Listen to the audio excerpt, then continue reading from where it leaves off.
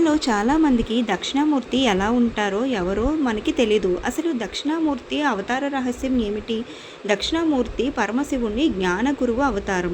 పరమశివుడు దక్షిణామూర్తిగా ఎందుకు ఎలా అవతరించాడో తెలుసుకుందాం. బ్రహ్మదేవుడు తన సృష్టిని ప్రారంభించినప్పుడు మొదట సనక, సనందన, సనత్సుజాత, సనత్ కుమారులను సృష్టించారు. బ్రహ్మ ఆ నలుగురితో తన సృష్టిని కొనసాగించమన్నారు. కానీ అలా చేయడం వాళ్ళకి ఇష్టం లేక ఆ నలుగురు బ్రహ్మ జ్ఞానాన్ని పొందడానికై గురువును వెతుక్కుంటూ బయలుదేరారు. మధ్యలో విష్ణువు శివుణ్ణి చూసి వారి ప్రక్కన లక్ష్మీదేవి, పార్వతీదేవి మాత ఉండడం వల్ల ఏం మాట్లాడకుండా వెళ్ళిపోయారు. పరమశివుడు ఈ నలుగురు అజ్ఞాయాన్ని చూసి బాధపడి వాళ్ళకి బ్రహ్మ జ్ఞానాన్ని ఉపదేశించాలని అనుకుంటాడు. ఈ నలుగురు వెళ్లే దారిలో ఒక మర్రి చెట్టు కింద దక్షిణ దిక్కుగా దక్షిణామూర్తిగా శివుడు కూర్చొని ఉన్నాడు. నలుగురు ఆ మూర్తిని చూసి అతని తేజస్సుకు ఆకర్షితులై అతన్ని చుట్టూ కూర్చున్నారు. దక్షిణామూర్తి స్వామి తన మౌనంతోనే వారందరికీ బ్రహ్మజ్ఞానం పొందేలా చేశారు. దక్షిణామూర్తి స్వరూపం ఎలా ఉంటుందో చూద్దాం. చెవికి మకర కుండలం, ఎడం చెవికి కాటంకం అలంకారాలుగా కనిపిస్తాయి. మకర కుండలం పురుషుల శ్రవణ అలంకారం, ఆటంకం స్త్రీల అలంకృతి శక్తుల సమైక్య రూపమేనని తెలియజేస్తాయి. ఈ రెండు అలంకారాలు సనక సనందులకు ముందు రెండుగా కనిపించిన శివశక్తులే ఇప్పుడు ఏకాకృతిగా దర్శనమిచ్చాయి. అందుకే దక్షిణామూర్తి అయ్య రూపమే కాదా, అమ్మమూర్తి కూడా. ఈ విషయాన్ని లలిత సహస్రనామంలో దక్షిణామూర్తి రూపిణి సనక సనారాధ్య శివజ్ఞాన ప్రదాయిని అని వివరిస్తుంది. శ్రీ దక్షిణామూర్తి మర్రి చెట్టు కింద 4 చేతులతో దక్షిణం వైపు కూర్చున్నట్టు చిత్రీకరించబడి ఉంటుంది. మర్రి చెట్టు అంటే వటవృక్షం. వటవృక్షం కిందనే ఎందుకు కూర్చున్నారు అంటే వటవృక్షం అంటే విశ్వాసానికి గుర్తు, పరబ్రహ్మానికి మరో పేరు. మర్రి చెట్టు కింద కూర్చుంటే పరబ్రహ్మని చేరినట్టే. మర్రి చెట్టు జ్ఞాన ప్రదార్థ అని మన శాస్త్రాలు చెప్తున్నాయి. శ్రీ దక్షిణామూర్తి 4 చేతులతో చిత్రీకరింపబడి ఉన్నారు. ఆయన ఎగువ కుడి చేతుల్లో కపిత్వ ముద్రలో జపమాల లేదా పాముని లేదా రెండిటిని కలిగి ఉంటాయి. కొన్నిసార్లు ఆయన డమరుకం కూడా పట్టుకొని ఉండి దాన్ని పాము చుట్టి ఉన్నట్టు చూపబడుతుంది. డమరుకం అంటే శివుని సృష్టి అంశం. డమరుకం చుట్టూ తిరుగుతున్న పాము సమయానికి గుర్తు. అది సమయం యొక్క ప్రారంభం లేదా ముగింపు కావచ్చు. ఆయన ఎగువ ఎడమ చేతిలో మండే జ్యోతిని పట్టుకొని ఉన్నట్లు కనిపిస్తుంది. ఇది అజ్ఞానం యొక్క చీకటిను తొలగిస్తూ జ్ఞానోదయం లేదా ప్రకాశానికి ప్రతీకగా గుర్తు. ఇది మరో విధంగా ఆయన సంహారానికి కూడా తెలియజేస్తుంది. ఆయన దిగువ ఎడమ చెయ్యి ఎడమ కాలుపై వరమృద్దలో పాలకృత గ్రంథాలను పట్టుకొని ఉంటారు. దిగువ ఈ కుడి చెయ్యి అనేక విధాలుగా చిత్రింపబడి ఉంది. ఇది అభయ ముద్ర లేదా జ్ఞాన ముద్ర లేదా చిన్ముద్ర అని కూడా అంటారు. దక్షిణామూర్తి కుడికాలి కింద అపస్సర అనే ఒక మరుగుజ్జి రాక్షసుడు ఉంటాడు. హిందూ పురాణాల ప్రకారం ఈ అపస్మర అనే రాక్షసుడు అజ్ఞానాన్ని మరియు భ్రాంతిని సూచిస్తుంది. అజ్ఞాయాన్ని అంతం చేసి జ్ఞానం అందరికీ పంచాలనే గుర్తు ఇది. అజ్ఞానం యొక్క ఈ మనిషి రూపం శ్రీ దక్షిణామూర్తి యొక్క శిరోభారం అంశంగా వర్ణింపబడింది. శ్రీ దక్షిణామూర్తిని తప్పనిసరిగా 5 చిహ్నాలతో అలంకరించాలని శిల్పశాస్త్రం చెప్పిస్తుంది. అది నుదుటిపై ఉన్న రత్నం అంటే మణి, చెవిరింగులు అంటే కుండరాలు, కంఠహారాలు అంటే కాంతిక, చేతులు మరియు కాళ్ళపై ఉన్న కంకణాలు అంటే వృచ్చిక, మడికట్టు అంటే మేకల. ఈ ఆభరణాలు ఆధ్యాత్మిక శక్తిని, సహనం, దాతృత్వం, నైతిక ధర్మం, జ్ఞానానికి ప్రతీకగా చెప్పబడ్డాయి. దక్షిణామూర్తి ఉత్తరాది ముఖలై ఉంటారు. ఉత్తరం అంటే విష. ఆ దిశలో కూర్చున్న ఆమెను చూస్తూ ఉన్నవారికి వెనక భాగాన్న దక్షిణ దిశ అంటే యమ దిశ, మృత్యువు దిశ. దీని భావం ఎవరు దేవుని వైపు చూస్తారో వాళ్ళకి యముని వైపు చూడరు అంటే మృత్యువు వారి దగ్గరికి కూడా రాదు. యముని చూపు మనపై పడకుండా స్వామి చూపు నిఘా వేస్తుంది. అజ్ఞాన శక్తులు చెబుతున్నాయి. ఆత్మస్వరూపాన్ని ఎరుగకపోవడమే మృత్యువు. ప్రమాదంపై అహంకారం ఉండకూడదు. యముని సైతం శాసించదగే మృత్యుంజయుడే దక్షిణామూర్తి. దక్షిణ అంటే దాక్షిణ్య భావం. ఏ దయ వలన దుఃఖం పూర్తిగా నిర్మూలమవుతుందో ఆ దయను దాక్షాయణం అంటారు. ఈ లోకంలో శాశ్వతంగా దుఃఖాన్ని నిర్మూలించగలిగే శక్తి భగవంతునికి మాత్రమే ఉంటుంది. ఆ శక్తే దాక్షిణ్య భావం.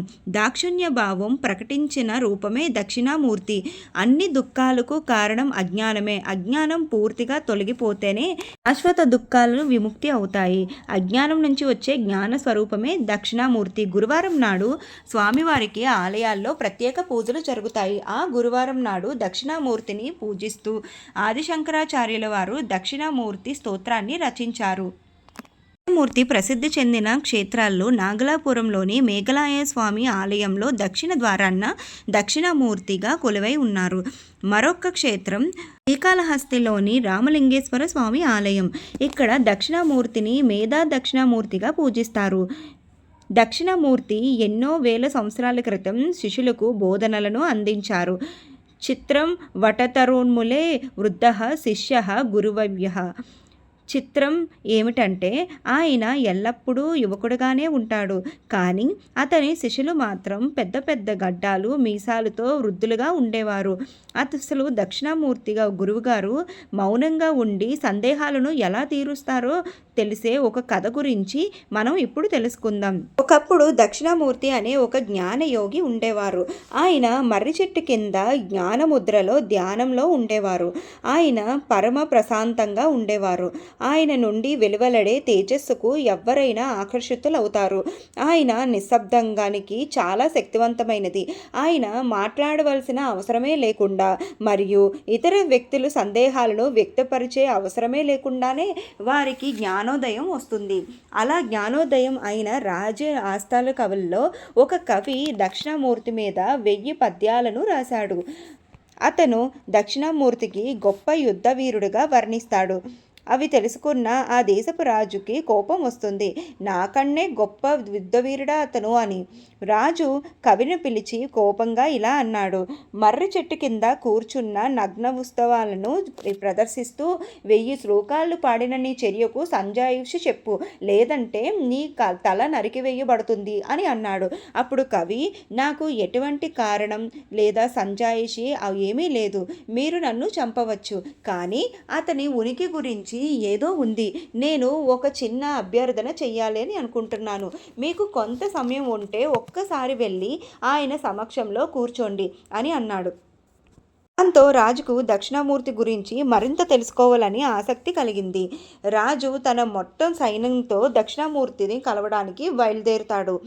రాజు ఎల్లప్పుడూ తన సైన్యంతోనే ప్రయాణిస్తూ ఉంటారు. ఎందుకంటే వారు లేకుండా వెళ్తుంటే రాజును తన గుర్తింపును కోల్పోతారు. దీనికి విరుద్ధంగా దక్షిణామూర్తి తనలో తాను ఆనందంగా ఉన్నారు. పూర్తిగా కోల్పోయారు. ఆయన తీవ్రమైన నిశ్శబ్దం మరియు శాంతితో కూర్చున్నారు. రాజు దక్షిణామూర్తి ఉండే ప్రదేశానికి వస్తాడు. తన రథం నుండి కిందకి దిగి దక్షిణామూర్తి వైపుగా వెళ్తాడు. రాజు అతని సైన్యాన్ని చూసి శిష్యులు పక్కకు జరుగుతారు. వారి కళ్ళంతా విన్న దక్షిణామూర్తి మాత్రం కదలలేదు. అతను కళ్ళు తెరిచి నేరుగా రాజు కళ్ళల్లోకి చూశారు. ఆ రాజు కళ్ళల్లోకి సూటిగా చూసిన మొదటి వ్యక్తి దక్షిణామూర్తి. రాజు ఎప్పుడూ ఇతరులను చూస్తూ ఉండేవారు. వారు ఎప్పుడూ తమ తలలను దించే సమాధానం చెప్పేవారు. కానీ ఇప్పుడు రాజు తలదించుకున్నాడు. తన లోపల ఏదో జరుగుతుందని రాజుకు స్పష్టంగా తెలిసింది. దక్షిణామూర్తి గురువుగారు రాజుని కూర్చోమని సంకేతాలు ఇచ్చాడు. రాజు, మంత్రులు మరియు సైన్యం అందరూ తమ ఆయుధాలను పడేసి మౌనంగా కూర్చున్నారు. గంట గడిచింది, 2 గంటలు గడిచాయి మరియు సాయంకాలం వచ్చి వెళ్ళింది. ఒక పూర్తి రోజు గడిచింది. గురువుగారు, రాజు మరియు సైన్యం మొత్తం మౌనంగా కూర్చున్నారు. ఒక్క మాట కూడా ఎవ్వరూ మాట్లాడలేదు. 3 రోజులు గడిచాయి. అప్పుడు గురువుగారు కళ్ళు తెరిచి, ఇప్పుడు మీరు వెళ్ళవచ్చు అని అన్నారు. రాజు గురువుగారి పాదాలకు సాష్టాంగ నమస్కారం చేసి మౌనంగా బయలుదేరారు. అతను తన రాజభవనానికి చేరుకుని దక్షిణామూర్తి ప్రశంసిస్తూ పద్యాలు రాసిన కవిని పిలిచి, మీరు గురువుగారిని స్తుతిస్తూ 1000 శ్లోకాలు మాత్రమే ఎందుకు రాశారు? మీరు 10,000 శ్లోకాలు రాయాలని అన్నారు. అప్పుడు కవి ఒక అందమైన ప్రకటన చేశాడు. గొప్ప యుద్ధవీరుడు అవ్వడం చాలా సులభం. యుద్ధంలో చంపడానికి ఆయుధం అవసరం, కానీ ఒకరి మనసులోని సంశయాల్ని చంపడం నిజమైన విజయం. దక్షిణామూర్తి రాజు మనసులోని సంశయాలను చంపి జ్ఞానాన్ని వెలిగించాడు. అలాగే దక్షిణామూర్తి గురువుగా అమ్మగారు తమ సమక్షంలో కూర్చున్న ఎవరి మనసులోనైనా సంశయాలన్నిటినీ ఛేదించి జ్ఞానాన్ని రగల్చగలరు. ఎంతోమంది ఋషులు మునులు ఆ దక్షిణామూర్తిని ధ్యానం చేసి వారికున్న సందేహాలను సమాధాలు పరుచుకున్నారు. వశిష్ఠ మహర్షి కూడా తపస్సు చేసి దక్షిణామూర్తిని ప్రత్యక్షం చేసుకొని బ్రహ్మముద్రను సంపాదించాడు. వశిష్ఠులకు దక్షిణామూర్తి సాక్షాత్కరించిన విషయం శ్రీకాళహస్తి. అందుకే ఈ శ్రీకాళహస్తిలో ఇప్పటికీ ప్రవేశించగానే దక్షిణామూర్తి విగ్రహం కనిపిస్తుంది. ఇది జ్ఞాన ప్రధాన క్షేత్రం. ఇక్కడ శక్తి పేరు కూడా జ్ఞాన ప్రసన్నాంబ కావడం ప్రసిద్ధి. రుద్రయతే దక్షిణం ముఖం తేన మాం పాహి నిత్యం. ఓ రుద్ర, నీ దక్షిణ ముఖంతో నిత్యం మమ్మల్ని రక్షించు అని శ్లోకశృత రూపంలో దక్షిణామూర్తిని ప్రార్థించింది. గురువు నాడు దక్షిణామూర్తికి ప్రత్యేక పూజలు జరుగుతాయి. కొన్ని ఆలయ సాంప్రదాయాల ప్రకారం పౌర్ణమి రాత్రిలో పూజలు నిర్వహిస్తారు. ముఖ్యంగా పౌర్ణమి రాత్రిలో పూజలు చేస్తారు. ముఖ్యంగా గురు పౌర్ణమి రోజు దక్షిణామూర్తిని సేవించటం ఎంతో ఉత్తమం. పరమ జ్ఞానమూర్తి అయిన ఈ ఆదిశంకరాచార్యులు సృష్టిస్తూ దక్షిణామూర్తి స్తోత్రాన్ని బహుళ ప్రసిద్ధి చెందింది. దక్షిణామూర్తి సకల సద్గురుమూర్తి కనుక స్వామిని ఆరాధించటం సకల విద్యను ప్రసాదిస్తుంది. ఆ విధంగా భుక్తి శక్తిని వృద్ధి చేసి విద్యను అనుగ్రహించే ఈ స్వామి తారమార్థకంగా తత్వజ్ఞానాన్ని ఇచ్చే దైవం. ఇలాంటి వీడియోస్ కోసం మా ఛానల్ని ఇప్పుడే సబ్స్క్రైబ్ చేసుకోండి. మా వీడియోస్ కనుక మీకు నచ్చినట్టయితే లైక్